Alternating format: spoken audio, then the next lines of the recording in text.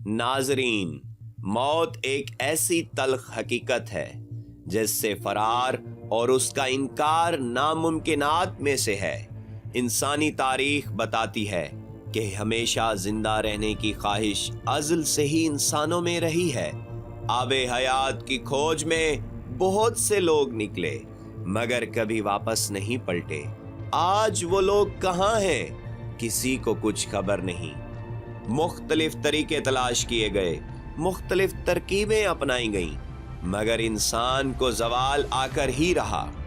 एक इंटरनेशनल अखबार के मुताबिक दमित्री अस्कॉव ने दुनिया के बेहतरीन न्यूरो साइंसदानों, शऊर पर तहकीक करने वाले माहिरीन और रोबोट साजों को जमा कर लिया है ताकि वो अपना दिमाग एक जदीद रोबोट में अपलोड कर सकें और यूं अपने फानी जिस्म की कैद से हमेशा के लिए आजाद होकर एक रोबोट की सूरत में हमेशा जिंदा रह सकें। दमित्री अस्कॉव ने अपने मंसूबे की तकमील के लिए दुनिया का ज़हीन तरीन रोबोट एरिका तैयार करने वाली जापानी कंपनी की भी मदद हासिल कर ली है। साइंसदान दमित्री अस्कॉव के दिमाग में मौजूद तमाम डेटा, खुसूसन उनके एहसासात, जज्बात और यादाश्तों को रोबोट की मेमोरी में मुंतकिल करेंगे।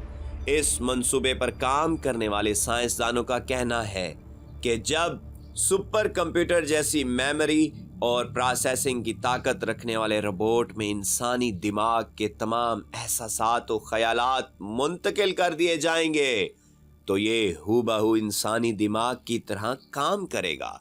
इस मंसूबे पर काम करने वाले साइंसदानों का कहना है कि जब सुपर कंप्यूटर जैसी मेमोरी और प्रोसेसिंग की ताकत रखने वाले रोबोट में इंसानी दिमाग के तमाम एहसासात और ख्यालात मुंतकिल कर दिए जाएंगे तो ये हूबहू इंसानी दिमाग की तरह काम करेगा।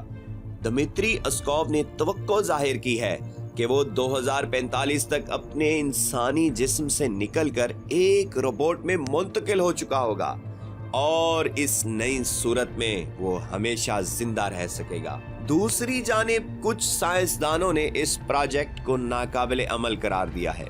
इन साइंसदानों में एक आलमी शोहरत याफ्ता न्यूरो साइंसदान भी शामिल है जिन्होंने इस मंसूबे को सरासर अहमकाना ख्याल करार दिया है और कहा है दमित्री अस्कॉव बेकार प्रोजेक्ट पर काम कर रहा है। वो फितरत को कभी तब्दील नहीं कर पाएगा। उसे अपनी सलाहियतें किसी मस्बत अमल को करने में सर्फ करनी चाहिए।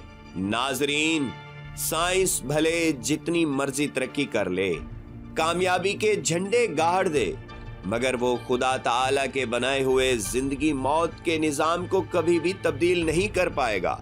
बातौर इंसान और मुसलमान हमारा मानना है कि जब साइंस ने इंसान में रूह फूंकने की बेकार कोशिश की उसे मुंह की खाना पड़ी।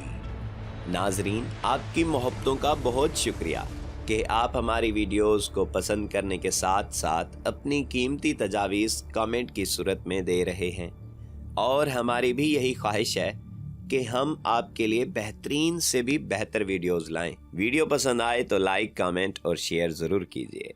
हमारी मज़ीद वीडियोस देखने के लिए चैनल को सब्सक्राइब करके बेल आइकन को दबा दीजिए जो कि बिल्कुल फ्री है। अपने दोस्त तौकीर नियाज़ तौकीर को दीजिए इजाज़त। अल्लाह निगहबान।